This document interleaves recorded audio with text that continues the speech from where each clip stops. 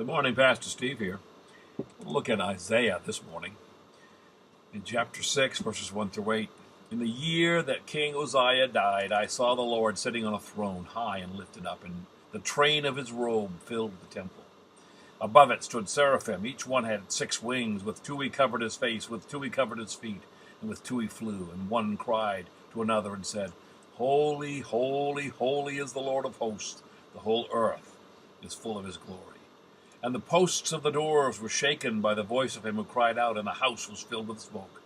So I said, Woe is me, for I am undone, because I am a man of unclean lips, and I dwell in the midst of a people of unclean lips. For mine eyes have seen the King, the Lord of hosts.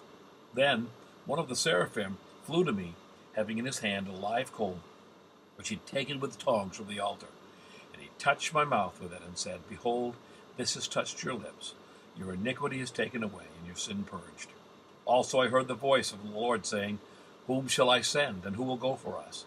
Then I said, Here am I, send me. We've been looking this week. The call of God expects a response. Isaiah was a righteous man. He was pretty good as far as men go. But one day he saw his righteousness in contrast to the holy, holy, holiness of God. And it caused him to fall on his face. He understood that he had unclean lips, that the world around him was unclean in comparison to the transcendent holiness of the Almighty God. Paul captures this a bit when he says that all have sinned and come short of the glory of God in Romans 3:23. It's the glory of God, a thrice holy God, that is the standard of comparison.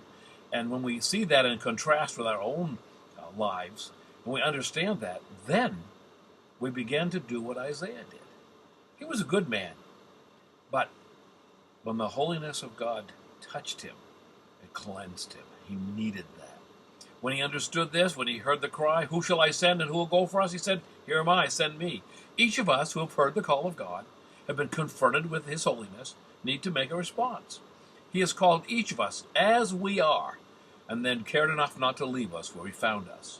He begins the work of sanctification, and then he cries out to his saints, Whom shall I send, and who will go for us?